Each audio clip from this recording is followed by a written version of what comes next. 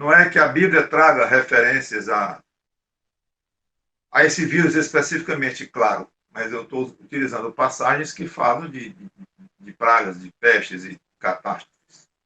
Então, tudo isso vem de Deus, como já expliquei claramente. Segunda verdade é que essas cataclismas ou cataclismos, no caso de coisas sobrenaturais, terremotos, furacões e tudo, ou provocados sobrenaturalmente, além de pestes e pragas, tudo é reação da ira de Deus pelos pecados dos homens. Também deixamos claro. Estávamos vendo a terceira verdade. Nós nos propusemos a ver três verdades. Vimos duas inteiras e a terceira só comentei metade. A terceira é: o coronavírus pode e deve ser usado para a glória de Deus. Então, verificamos o propósito do coronavírus ou de toda peste nas vidas dos seres humanos em geral. Aí comentei, mas os seres humanos são divididos em duas grandes partes, dois grandes grupos. Os perdidos, os que não têm Deus, não são obedientes a Deus. Isso nós já vimos, deu para ver semana passada, que qualquer peste deve ter dois efeitos nessas pessoas perdidas. Todos os dois efeitos altamente benignos, deixei isso bem claro. O primeiro efeito é que devem humildemente se arrependerem e se converterem a Cristo e, desta forma, glorificar a Deus. Segundo, é servir como aviso do que vem pela frente, no caso, o julgamento eterno. Pronto. Vamos até aí e ficamos de ver hoje, então, o propósito de uma peste no segundo grupo dos seres humanos. Qual é este grupo? Os salvos em Cristo. Os que obtiveram fé. É claro que os crentes sofrem com as catástrofes e todos os males que Deus manda para a humanidade. É evidente, ninguém pode negar isto. Então, há duas considerações a serem feitas aqui. Primeira, haverá um período em que o julgamento oficial de Deus sobre a humanidade rebelde será derramado com toda a ira sobre a terra. E vocês estão muito bem informados sobre isto, para quem vocês acabaram de ouvir toda a exposição de Apocalipse. Estou me referindo à tribulação, é um período de em torno de 7 anos em que Deus vai oficialmente, então, derramar muitos males sobre a terra, e esse período é dividido em dois. Na metade, quando o anticristo iniciará a perseguição aos judeus, e deverá durar 3 anos e meio, mais ou menos, até o final, chamado de grande tribulação, essa segunda parte. O Senhor Jesus Cristo falou muito nesse período, em Mateus capítulo 24, mas não só desse período, porque ele mesclou um período mais breve, que era mais ou menos o ano 70 depois de Cristo, quando o imperador romano Tito invadiu, não o imperador ainda, depois ele se tornou, mas um general romano invadiu Jerusalém e destruiu grande parte da cidade, e foi uma queda terrível, quase total, que depois acabou de complementar no ano 135. Mas no ano 70 cumpriu-se a primeira parte, ou a parte mais imediata dessa predição terrível do Senhor Jesus Cristo. Mas ele misturava palavras que se cumpririam a curto prazo, digo curto, dentro de 30 e poucos anos, do tempo que ele estava falando, com a tribulação, que já fazem 2000 anos e não aconteceu, embora pode ser que esteja bem próximo. Seja como for, Mateus 24 não é muito fácil de se estudar, e as passagens paralelas, porque às vezes a linha exata onde ele deixa de falar na queda de Jerusalém, que ajoelhou-se diante dos romanos, e quando ele passa a falar lá da tribulação. Mas aqui, nos versículos 20 a 21, nós vemos: orai para que a vossa fuga não se dê no inverno nem no sábado, porque nesse tempo haverá grande tribulação, como desde o princípio do mundo até agora não tem havido e nem haverá jamais. Isso não dá para ser aplicado, por pior que tenha sido a desgraça lá em Jerusalém no ano 70, mas não a ponto de se enquadrar no tamanho do que ele está falando aqui. Então, obviamente, ele está apontando para um período maior, realmente, que será a tribulação. Então, como pré-tribulacionista, ou seja, alguém que crê que os crentes não irão estar aqui durante a tribulação. Serão os crentes, ou seja, a igreja. Hoje o conjunto de todos os crentes na terra se faz, é a parte da igreja que está viva. A outra parte já partiu para o céu desde o dia começando com o dia de Pentecostes. Então, essa posição escatológica pré-tribulacionista, como já falei várias vezes, ela crê que os crentes no início da tribulação, ou seja, a igreja, irá escapar da tribulação através do chamado, muito conhecido, arrebatamento. Então, vamos a 1 Tessalonicenses, capítulo 4, versículos 13 a 18. Inclusive, há 3 exemplos clássicos na Bíblia de pessoas que foram postas à parte quando Deus quis castigar formalmente um grupo de pecadores. Noé, Ló e os queneus, no tempo de Saul, quando Samuel mandou que Saul, os israelitas, vingassem Amaleque, os amalequitas, e disse: mas tire do meio os queneus, porque quando nós estávamos aflitos atravessando no deserto, os queneus tiveram misericórdia de nós, então tirem do meio, mandem sair, porque vai cair ira formal, o julgamento formal de Deus sobre o povo dos amalequitas. E Ló também foi tirado, como vocês sabem, de Sodoma e Gomorra, e Noé foi tirado na arca. Estamos em 1 Tessalonicenses 4, 13 a 18.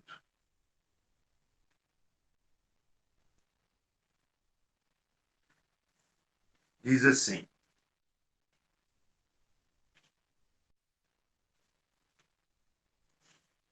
1 Tessalonicenses 4, 13 a 18. Não queremos, porém, irmãos, que sejais ignorantes com respeito aos que dormem, para não vos entristecerdes como os demais, que não têm esperança. Pois se cremos que Jesus morreu e ressuscitou, assim também Deus, mediante Jesus, trará juntamente em sua companhia os que dormem. Ora, ainda vos declaramos, por palavra do Senhor, isto: nós, os vivos, os que ficarmos até a vinda do Senhor, de modo algum precederemos os que dormem. Porquanto o Senhor mesmo, dada a sua palavra de ordem, ouvida a voz do arcanjo e ressoada a trombeta de Deus, descerá dos céus, e os mortos em Cristo ressuscitarão primeiro. Depois nós, os vivos, os que ficarmos, seremos arrebatados juntamente com eles entre nuvens para o encontro do Senhor nos ares, e assim estaremos para sempre com o Senhor. Consolai-nos, pois, uns aos outros com estas palavras. Irmãos, vai haver um período em que a ira de Deus será, então, formalmente descarregada sobre os pecadores não arrependidos. Neste período, a igreja não participará. Ela sairá antes.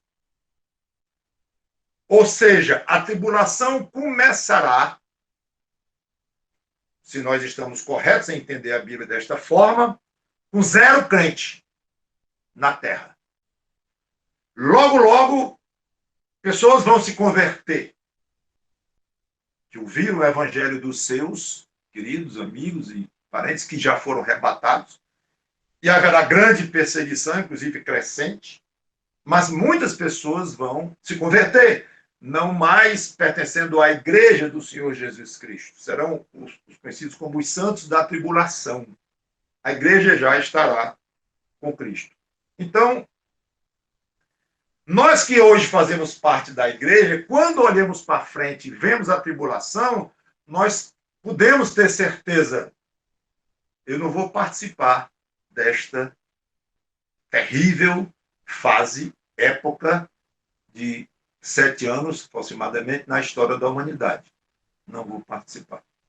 Amém? Graças a Deus. Ao mesmo tempo, ou por outro lado, sabemos que ao longo da história humana, claro, tem havido juízos, embora considerados enormes, como grandes pestes e grandes desastres ecológicos e tudo mais, mas, embora grandes, são juízos menores, comparados com a tribulação dirigido à terra inteira e fortíssima, como julgamento de Deus. Então, tem havido juízos menores, não dirigidos a um grupo de pessoas, mas a locais específicos que alcançam todos os habitantes de uma determinada região. Terremotos no lugar tal, naquela região ali morreram tantas mil pessoas, centenas de pessoas, ou coisa assim, furacões, tsunamis. Nesses casos, é evidente que os crentes que estavam naquele local também sofreram e foram alvos das mesmas consequências terríveis, sofrimentos, morte e tudo mais. Mas é preciso aqui notar uma coisa muito importante.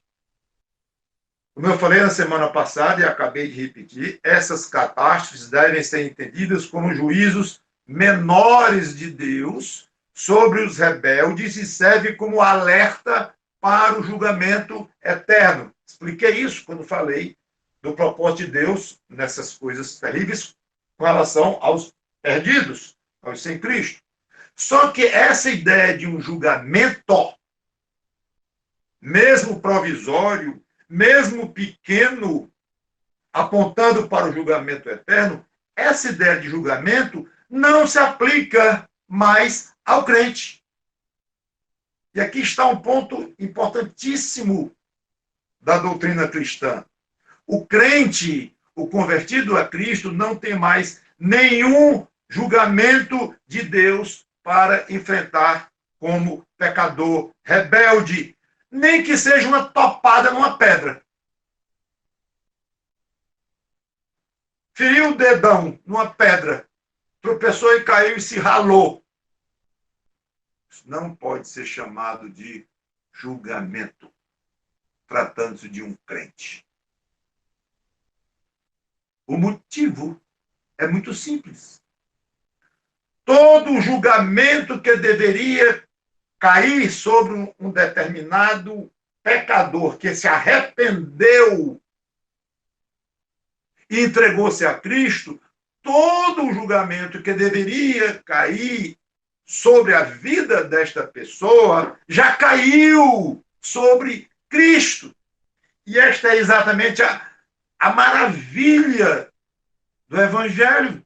Às vezes, muitos próprios crentes não entendem bem isto. E pensam, será que Deus está me julgando e tal? Talvez eu esteja confundindo com outra coisa, como eu vou já explicar. Mas julgamento, não. Então, meu irmão, minha irmã, esqueça a noção de julgamento de qualquer forma, de qualquer tamanho, com relação a você, que é crente.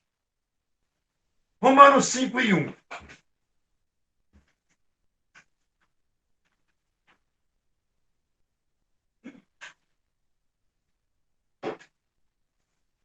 Diz assim, Romanos 5:1.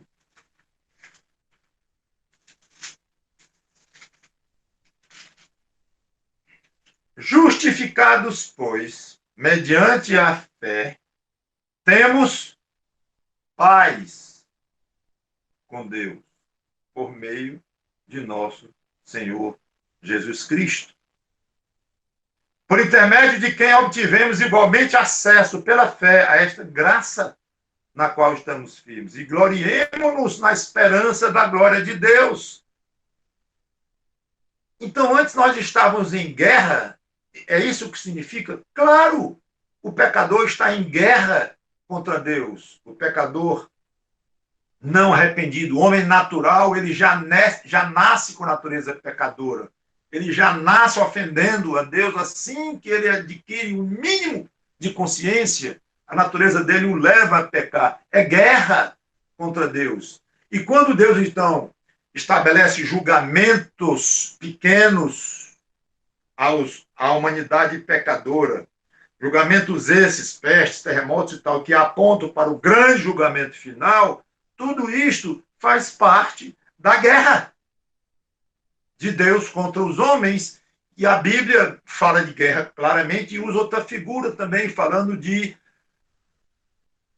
infratores da lei de Deus e Deus como juiz. Então, são figuras que a Bíblia usa largamente, tanto a guerra de Deus contra o pecador e o juízo pendente de Deus contra o pecador. Um como Deus sendo um senhor todo-poderoso, senhor dos exércitos, que não admite esse tipo de rebeldia, e na outra figura, mas obviamente verdades que coexistem, Deus como juiz, julgando a sua causa. Seja como for, sim, é guerra entre Deus e o pecador impenitente. Aí vem o crente não, o pecador se convence dos seus pecados, levado pelo Espírito Santo, se arrepende, se entrega a Cristo, recebe a justiça de Cristo na sua alma e agora paz com Deus. Paz total, eterna. Aqui na terra e eterna. Acabou.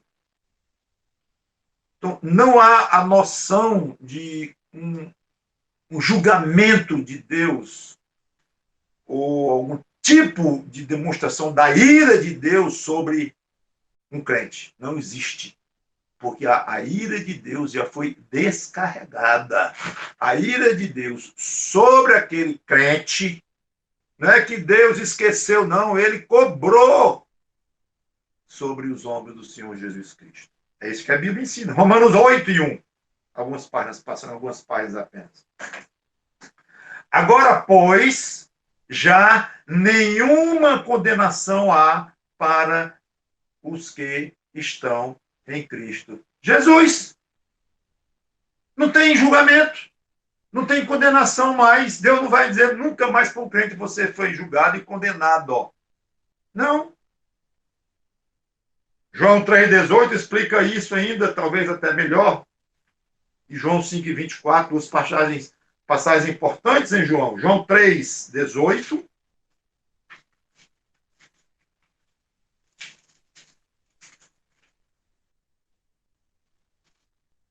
Quem crê nele não é julgado. O que não crê já está julgado, porque não crê no nome do unigênito Filho de Deus. É muito claro isto. O que crê não tem mais julgamento nenhum para enfrentar. Acabou, encerrou. Já foi julgado em Cristo. Ou melhor dizendo, Cristo foi julgado por ele. Então, livre de julgamento. Livre de dizer assim, vou derramar minha ira sobre você, porque você é um devedor a mim.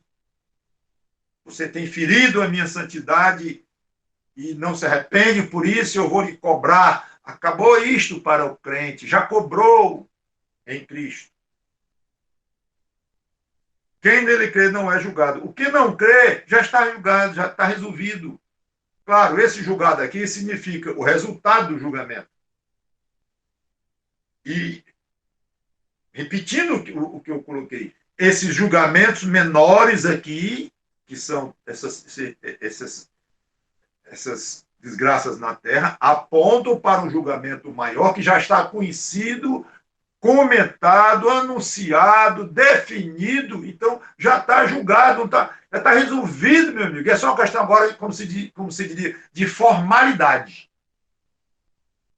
E, passando uma página adiante, João 5, 24, ou duas. João 5 e 24. Em verdade vos digo, quem ouve a minha palavra e crê naquele que me enviou, tem a vida eterna. Não entra em... Olha aí a palavrinha, olha na sua Bíblia. Se tivesse lá com todo mundo na minha frente, como sempre eu diria, não entra em quê? Aí alguém diria, né? Agora não tem quem diga, só a Sandra. Pronto, a Sandra respondeu, em juízo. É isso mesmo. Ou seja, julgamento. Não entra em julgamento, mas passou da morte para a vida. Acabou, resolvido. Muito bem. Até aqui nós estamos indo. Eu acho que está dando para explicar isso com certa clareza. Mas surge a pergunta, então, crucial. Pastor, peraí. Se Deus não tem como propósito um julgamento sobre o crente que sofre de uma peste, de uma praga, ou de um terremoto, ou de uma falência financeira, de uma desgraça econômica financeira, que nós não estamos livres disso, esta geração, por causa desse problema, ou um tsunami. Se Deus não tem, repetindo, se Deus não tem como propósito um julgamento sobre o crente que sofre de uma catástrofe assim, qual é o propósito? O que eu posso aprender nisto? Para mim, julgamento, o senhor está dizendo aí, pastor, que não é. Bom, não sou eu bem que estou dizendo, é a Bíblia, eu acho que já provei claramente. Julgamento não é. Não é porque falta um restinho ainda para julgar sobre Cristo, então Cristo só pagou um pedaço dos seus pecados, entendeu? E você está pecando demais, mais do que Cristo pensava quando morreu por você, então você vai ter que sofrer um pouquinho de julgamento ainda, porque Cristo ainda faltou pagar um pouquinho. Não, isso é heresia pura. Ok? Zero julgamento. Então o que é o propósito de Deus? Eu anotei 3. Vai até ter mais. Primeiro, o fortalecimento da vida cristã. Então, olhe bem, estou agora falando dos propósitos de Deus, o propósito, no caso triplo, para o crente que está vivo aqui, ainda na terra, enfrentando um julgamentozinho de Deus sobre os pecadores, mas como o crente está na terra, enfrentou o mesmo vírus, a mesma crise financeira, o mesmo terremoto, naquela região, no caso.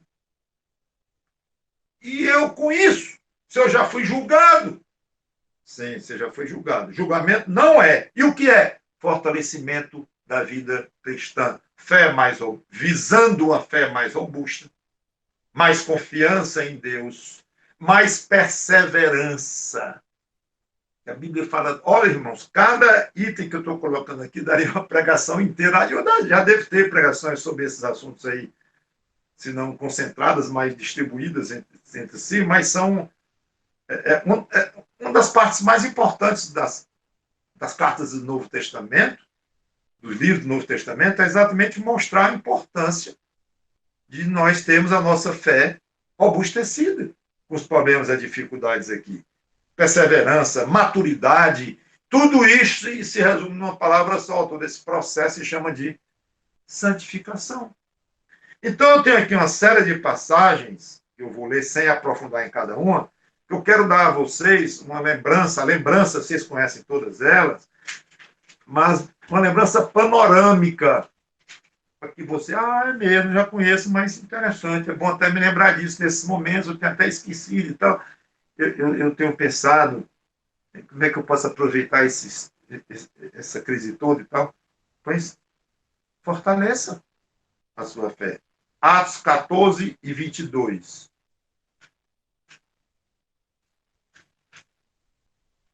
21, 22. 14, 21 e 22. E tendo anunciado o evangelho naquela cidade e feito muitos discípulos, voltaram para Listra e Icônio, fortalecendo as almas dos discípulos. Olha a ideia de fortalecimento. Exortando-os a permanecer firmes na fé. Olha. E mostrando que através de muitas tribulações nos importa entrar no reino de Deus. E eu pensava que salvação era pela fé, não por tribulação, porque a gente entra no céu por tribulação, quanto maior a tribulação, mais rápido entra, o maior o galardão. Não, não. O galardão pode até ser, mas depende da maneira como você reage aos seus sofrimentos. Mas aqui não está dizendo nada disso. Está dizendo que faz parte da vida de um salvo enfrentar tribulações até finalmente chegar ao lado de Deus no céu. É isso. Através de muitas tribulações, nos importa entrar no reino de Deus. Ou seja, não espere, você que acabou de se converter a Jesus Cristo, meu irmãozinho, minha irmãzinha, não espere, agora que eu sou filho de Deus, agora que eu não tenho mais nenhum julgamento sobre minha vida, meus pecados, porque Cristo já pagou, estou livre e vou ter uma vida de mar de rosas, tudo tranquilo, beleza? Fim dos meus problemas. Tem, inclusive, uma ala evangélica que prega isto. Heresia. Porque aqui está dizendo, você vai entrar no reino de Deus. Eu vou entrar no reino de Deus. No sentido, já entramos, mas o que está falando aqui é entrar lá, se apossar da plenitude da sua salvação, através de muitos sofrimentos. Faz parte. E veja a ideia de fortalecer as almas, a ideia de sofrimento ligado com fortalecimento de alma. João 16, 33. Eu sei que não estou dizendo nenhuma novidade aqui, como eu disse, é uma parte importante da pregação do próprio Novo Testamento, mas é bom termos como lembrança. Palavras famosas do Senhor Jesus Cristo, elas todas são, né? Estas coisas vos tenho dito para que tenhais paz em mim. No mundo passais por aflições, mas tende bom ânimo. Eu venci o mundo. 1 Tessalonicenses 3, de 1 a 7. Jesus nunca nos iludiu quanto a uma vida aqui sem problemas e dificuldades de toda a ordem, não apenas de perseguições. Uma grande fonte de sofrimento do crente, muitas vezes, em muitas épocas, é perseguição, que ainda nós podemos enfrentar muita ainda nesta geração. Em alguns lugares do mundo está havendo perseguição, nunca deixou de haver, na realidade, varia de local, de intensidade, mas perseguição não é a única fonte de sofrimento do crente, não. É uma grande fonte, mas não única.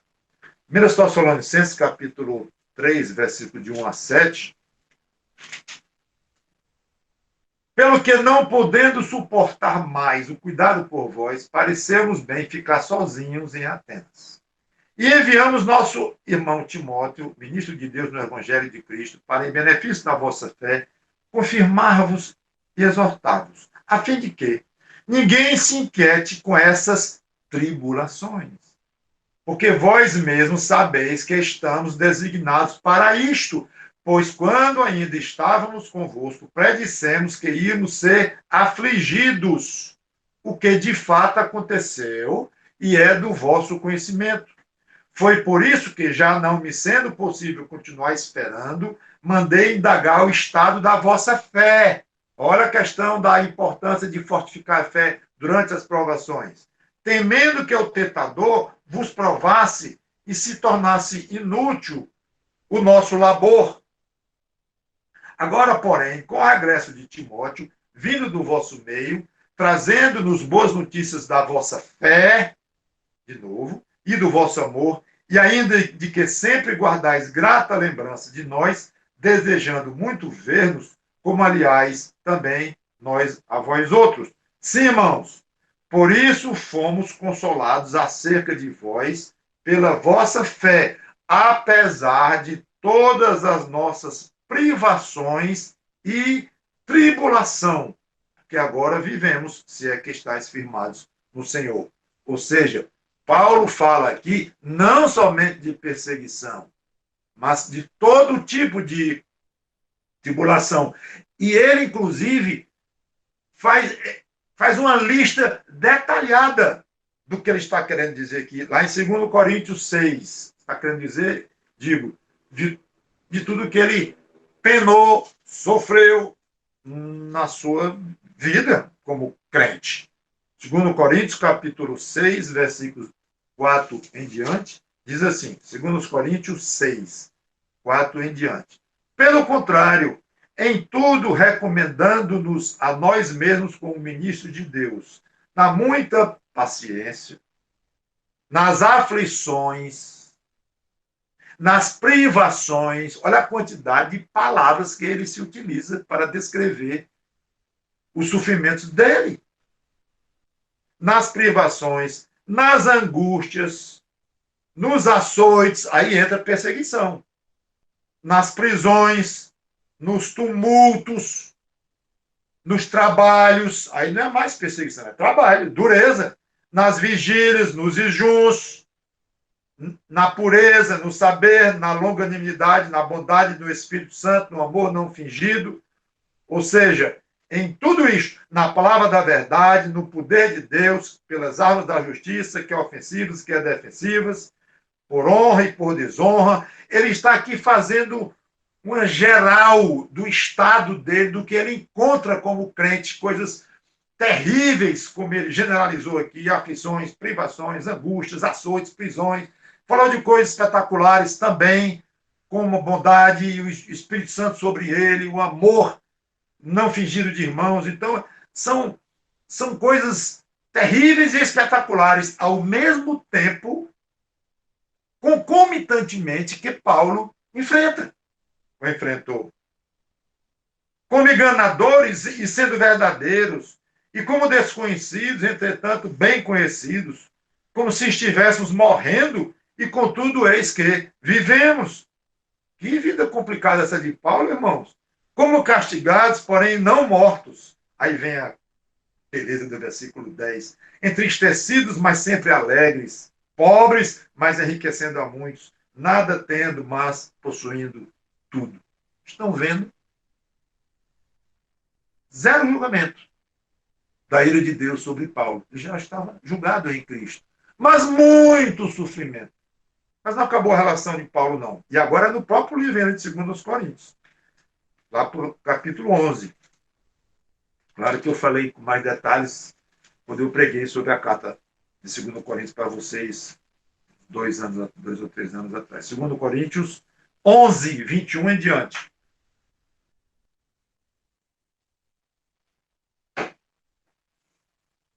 Diz assim, ingloriamente, estou em 1 Coríntios, 2 Coríntios 11, 21 em diante. Ingloriamente o confesso, como se fôramos fracos. Mas naquilo em que qualquer tem ousadia, com insensatez eu afirmo, também eu a tenho. São hebreus? Também eu. São israelitas? Também eu. São da descendência de Abraão? Também eu. São ministros de Cristo? Falam como fora de mim. Ele está se gabando aqui, coitado, mas ele está se gabando em Cristo, tudo bem. Eu ainda mais. Aí começa a lista dele. Em trabalhos, muito mais. Muito mais em prisões, em açoites, sem medida. Em perigos de morte, muitas vezes, não obrigatoriamente em perigos de morte por perseguição, não. Também, mas não totalmente. 5 vezes recebi dos judeus uma quarentena de açoites, menos um. Fui 3 vezes fustigado com varas, perseguição pesada. Uma vez fui apedrejado. Aí já vem, em naufrágio 3 vezes. Não tem perseguição nenhuma aqui. Se alguém perseguiu Paulo aqui, foi o mar. Em naufrágio 3 vezes. Uma noite e um dia passei na voragem do mar. Em jornadas, muitas vezes, em perigos de rios, perigos de salteadores, perigos entre patrícios, em perigos entre gentios, em perigos na cidade, perigos no deserto, perigos no mar, em perigos entre falsos irmãos, em trabalhos e fadigas, em vigílias muitas vezes, em fome e sede, em jejuns muitas vezes, em frio e nudez. Além das coisas exteriores, há o que pesa sobre mim diariamente, a preocupação com todas as igrejas. Sofrimento de Paulo aqui. Puro. Quem enfraquece, que também eu não enfraqueça. Quem se escandaliza, que eu não me inflame.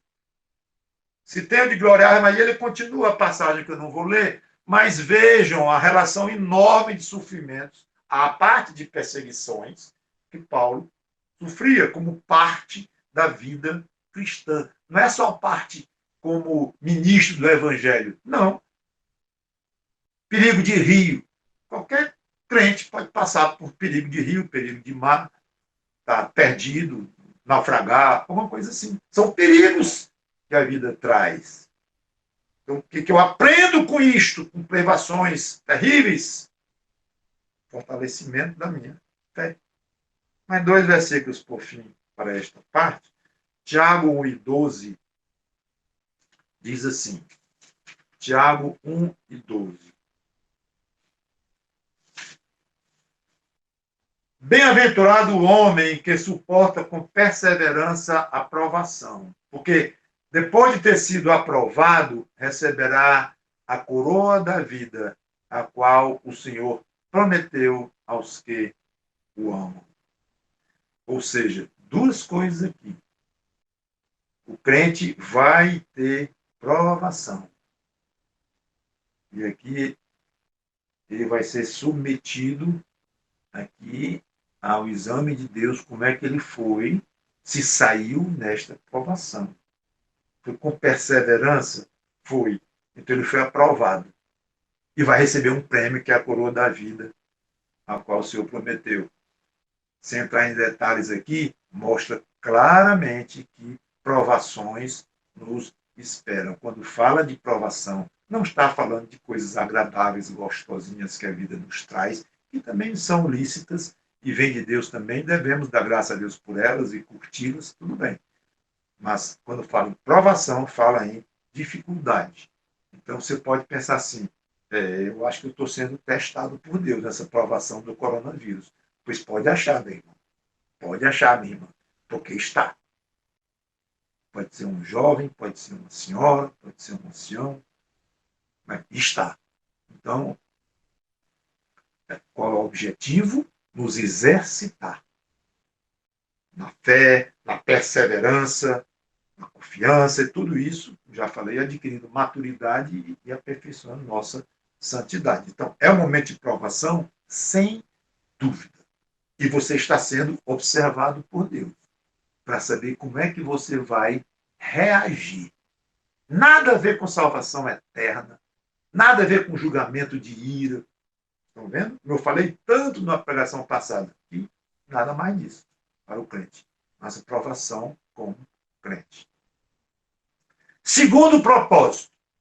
Primeiro, fortalecimento da vida cristã. Segundo, disciplina pelos pecados que nós ainda cometemos como crentes. Se alguém disser que não peca mais, o apóstolo João disse, é mentiroso. Então ainda pecamos. Então, esses pecados não têm nenhuma consequência em nossas vidas aqui. Tem, e muitas consequências. Ruins, claro. Mas nós já estamos julgados aqui, sim, para efeito de julgamento eterno, para efeito da ira de Deus que vai ser descarregada sobre os pecadores no julgamento final e vão ser jogados no lago de fogo eterno. Sim, esse julgamento não tem mais com relação aos nossos pecados. Mas os nossos pecados ofendem a Deus ainda. Claro! Ele é um Deus santo. Como um filho que é muito querido do seu pai, seguro na sua filiação, por DNA provado que é filho daquele homem, e amado e querido, mas quando ele desobedece o seu pai e desrespeita o seu pai, ou fala alto com a esposa dele, que é sua mãe, você o ofende. Lógico.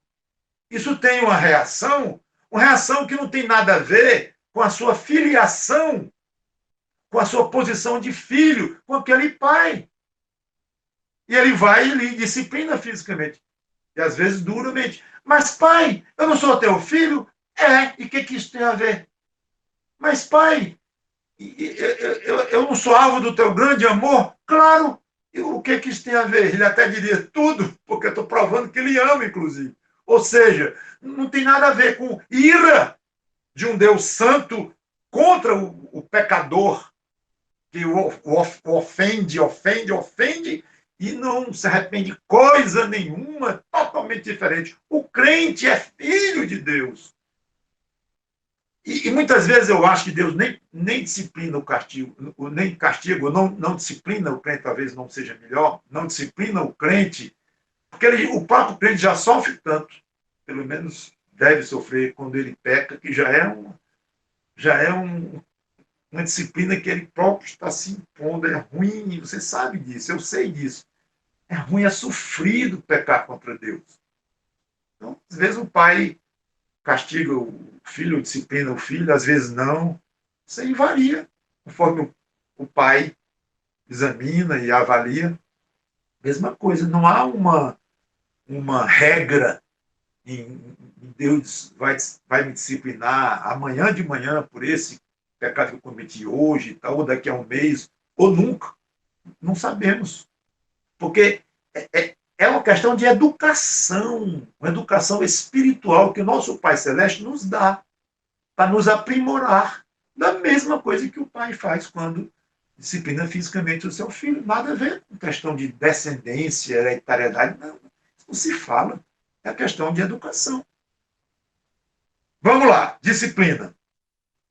Tem mais passagens do que eu já conhecia, né? Como vocês conhecem também, mas quando a gente resolve juntar todas, a gente até se admira. Como o Velho Testamento é rico disso. Quando o Velho Testamento fala em disciplina, ele está falando com relação, geralmente, a Israel, que é como é o povo eleito de Deus. Alguns eram crentes, eram fiéis a Deus, outros não, mas não importa. Como nação, elas são eleitas de Deus. Então, nós podemos utilizar isso para aplicar para o eleito de Deus convertido a Cristo. Então, é como uma aplicação que nós usamos o Velho Testamento para isso. Deuteronômio capítulo 8, versículo 5.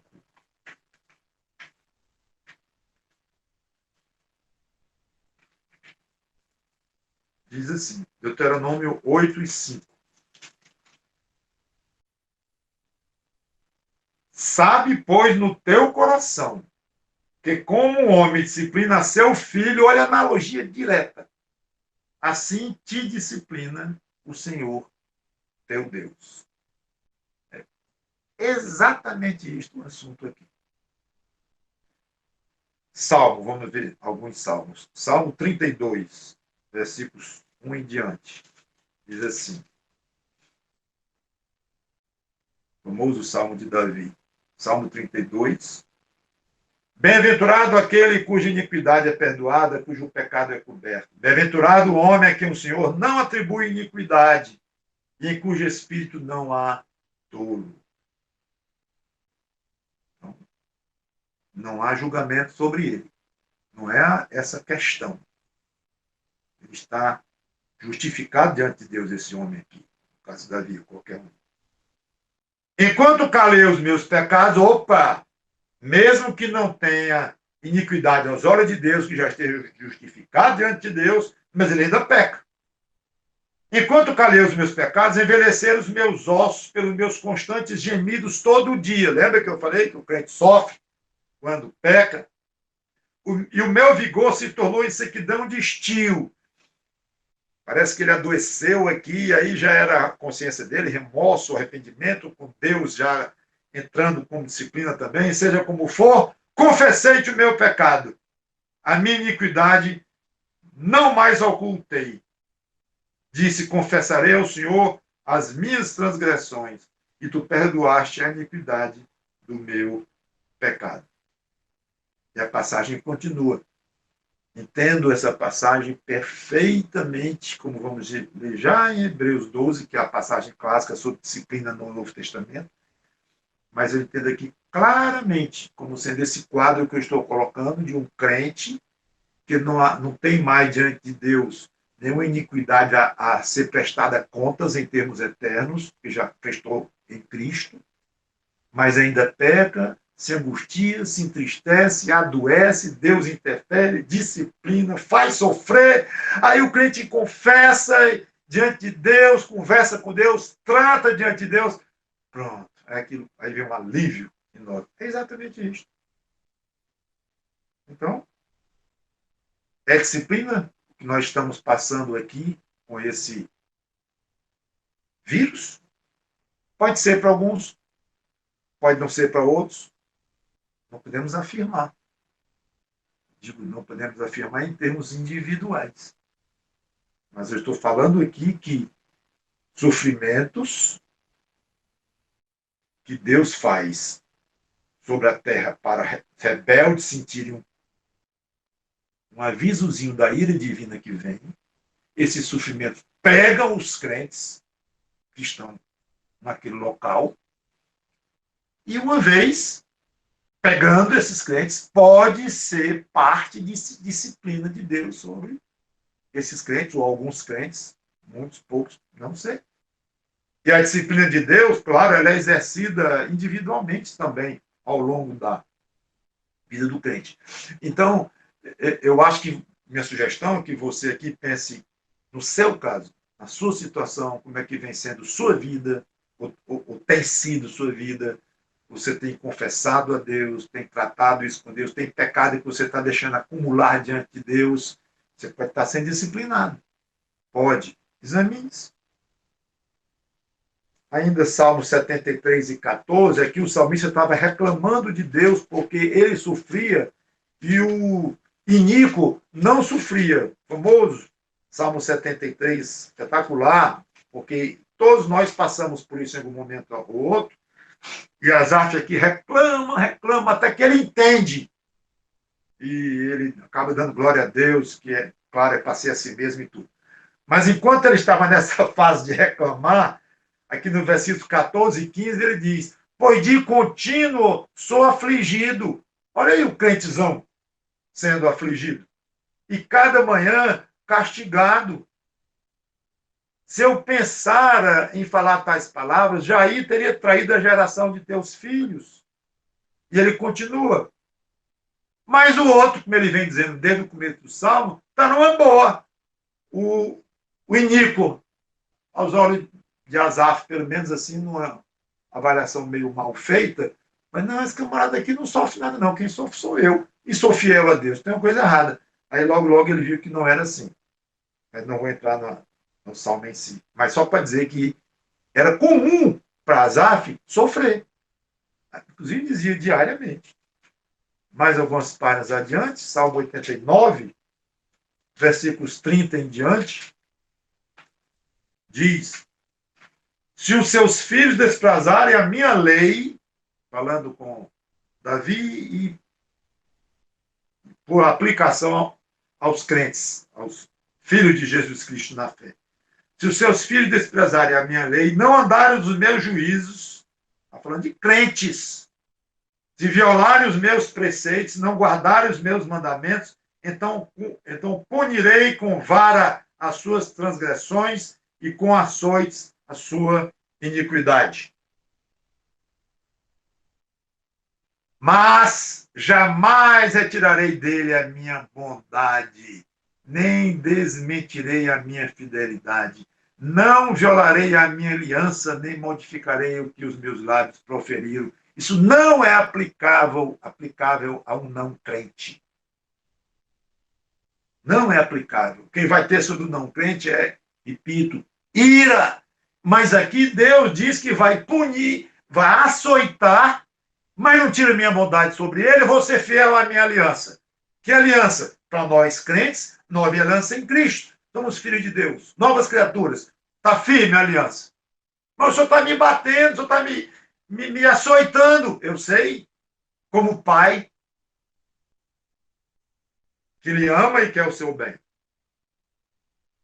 Salmo 119, 71.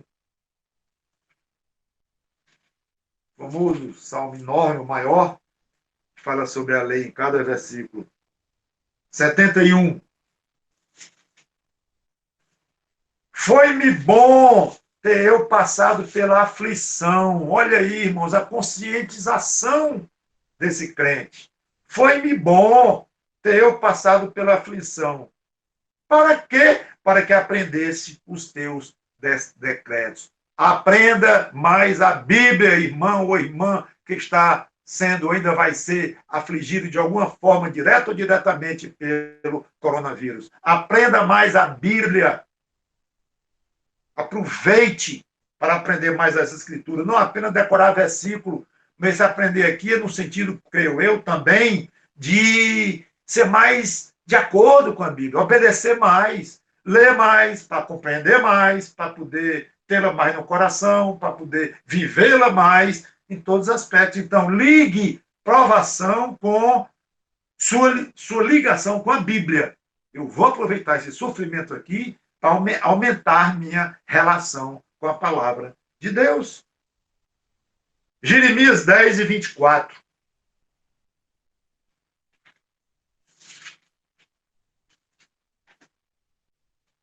Bonito isso aqui. Também, palavra de um crente. Castiga-me, ó Senhor, mas em justa medida, não na tua ira, para que não me reduzas a nada. Bonito isso aqui. Isso aqui cabe perfeitamente na oração de um crente. Senhor, eu sei que eu estou sofrendo, eu estou perdoado em Cristo, e se tua ira for jogada sobre mim, eu iria ser destruído no lago de fogo. Destruído no sentido de sofrer eternamente, não deixar de existir. Isso aqui está resolvido. Graças te dou a Cristo, porque tu não vais mais me destruir com a tua ira eternamente. Mas eu estou precisando de umas boas castigadas, ou disciplinas. Me disciplina, Senhor, mas tem misericórdia de mim. É muito humano isso, né? Seja como for, Jeremias está reconhecendo. Castiga-me, Senhor. Mas bem pouquinho, porque tomou muito pesada. E, finalmente, o grande capítulo 12 de Hebreus, como eu disse, o clássico sobre disciplina no Novo Testamento. Hebreus 12, de 4 em diante. Ora, na vossa luta contra o pecado, ainda não tens resistido até ao sangue, e estáis esquecidos da exortação que, como a filhos, discorre convosco. Ele cita várias passagens do Velho Testamento aqui, mas eu vou só ler. Filho meu, não menospreza a correção que vem do Senhor, nem desmaias quando por ele és reprovado. Porque o Senhor corrige quem ama. Ele não vai dizer isto para um rebelde sem Cristo. Não vai. O Senhor corrige a quem ama e açoita a todo filho a quem recebe. Lembra disso aí já. É para a disciplina que perseverais. Deus vos trata como a filhos. De novo, a afirmação que está falando de crentes em Cristo. Pois, que filho há que o pai não corrige? Mas se estáis sem correção, de que todos se têm tornado participantes, logo sois bastardos e não filhos. Então é uma honra nós sermos castigados por Deus ou disciplinados por Deus nesse sentido, porque é uma prova de que nós somos filhos amados. Além disso, tínhamos os nossos pais, segundo a carne, que nos corrigiam e os respeitávamos. Nós deveríamos estar em muito maior submissão ao Pai dos Espíritos, e então viveremos? Pois ele nos corrigiu por pouco tempo, segundo melhor lhes parecia. Deus, porém, nos disciplina para aproveitamento, ou seja, com vistas a valores espirituais eternos, a fim de sermos participantes da sua santidade. Então, é uma disciplina de altíssimo propósito. Toda disciplina com efeito, no momento, não parece ser motivo de alegria, não, mas de tristeza. Nós sabemos disso por experiência própria. Depois, entretanto, produz fruto pacífico aos que têm sido por ela exercitados, fruto de justiça. Por isso, restabelecer as mãos descaídas e os joelhos trôpegos, e fazer caminhos retos para os vossos pés, para que não se extravie o que é manco antes seja curado. Por fim, irmãos, terceiro propósito, e aqui já estou encerrando,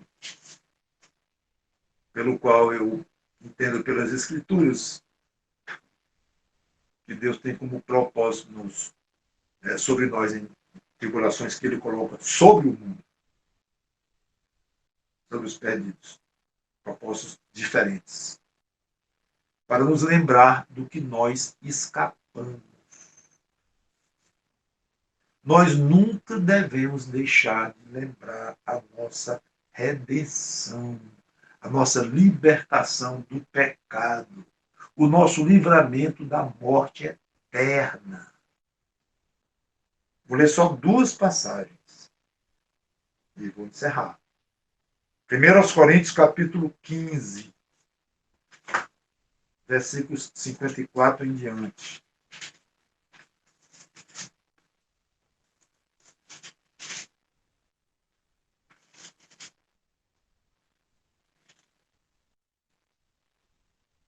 Onde está, ó morte, a tua vitória? Onde está, ó morte, o teu aguilhão, ou o teu espinho, a tua lança?